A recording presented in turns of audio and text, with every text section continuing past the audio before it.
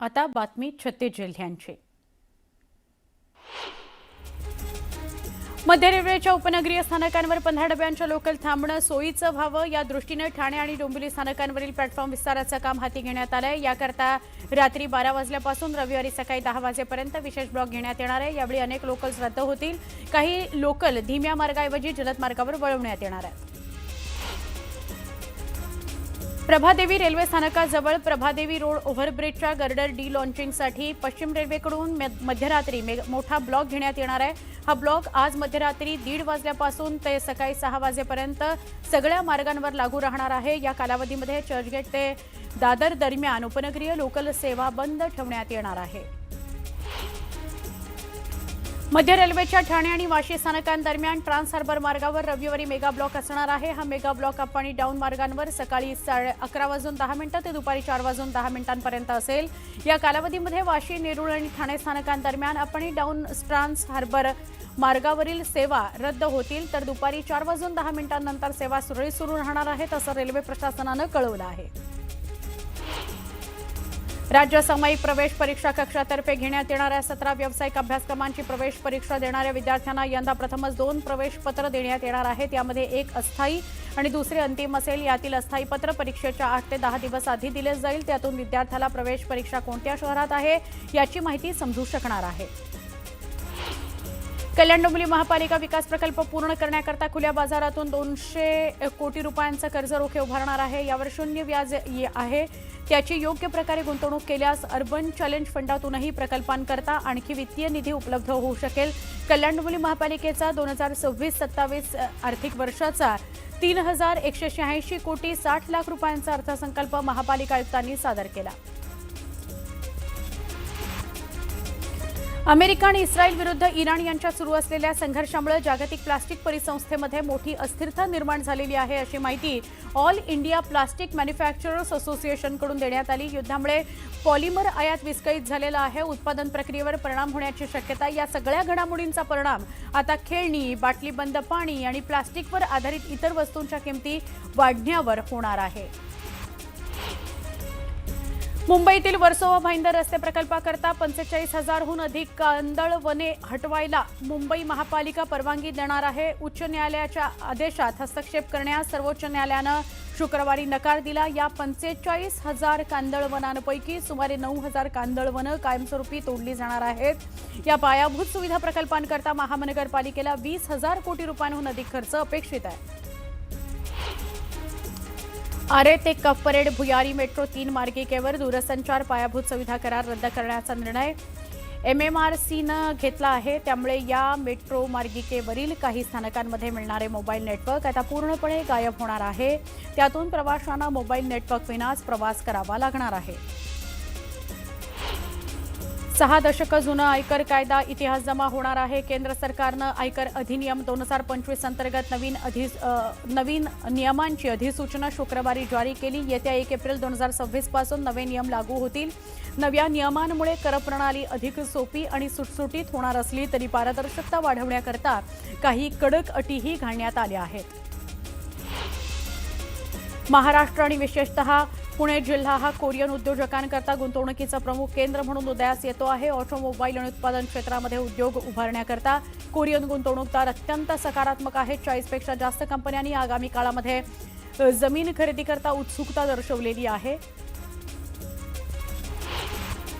दादर पश्चिमेकडील railway station परिसर शिवसेना भवन ते कामगार क्रीडा भवन पर्यंत जुन्या चाळींचा पाणी प्रश्न आणि पुनर्वसन फेरीवाले वाहतूक कोंडी, अस्वच्छता, प्रदूषण या समस्या गंभीर आहेत।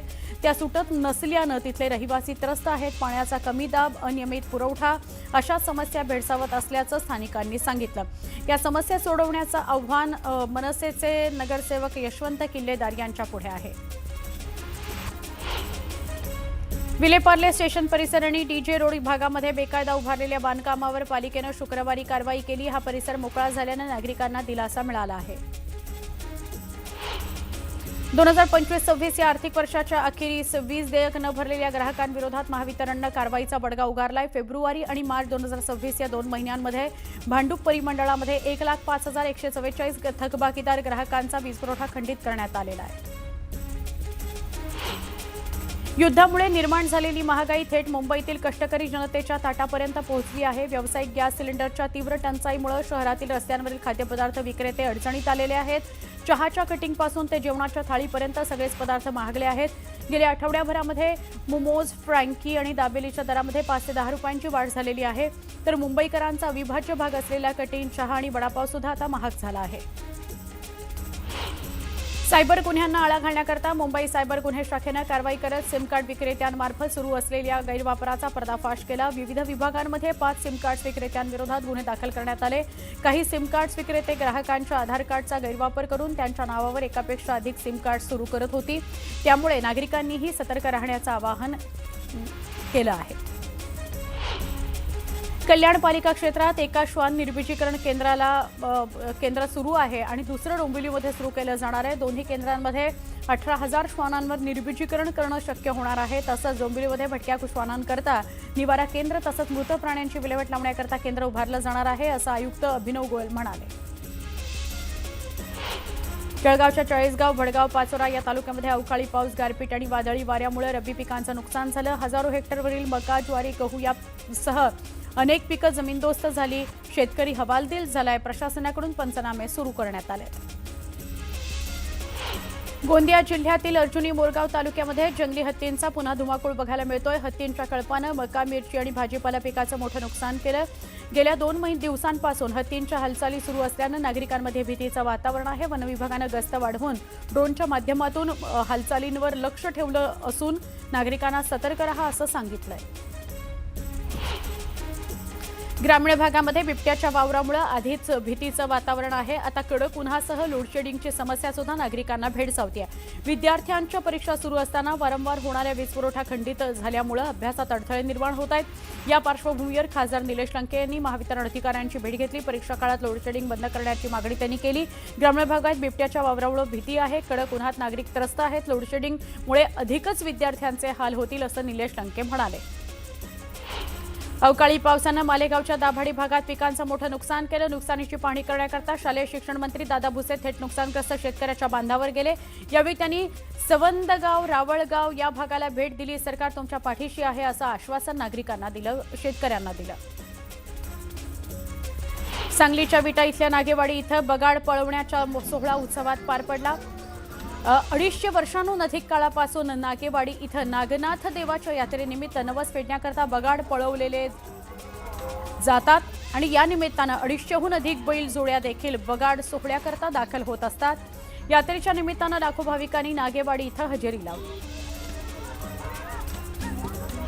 अहिल्यानगर जिल्ह्यात अवकाळी पावसानं जोरदार हजेरी लावली। 19 आणि 20 मार्चला 2 दिवसांमध्ये जिल्ह्यातील तब्बल 74 महसूल मंडळांमध्ये पावसाची नोंद झाली।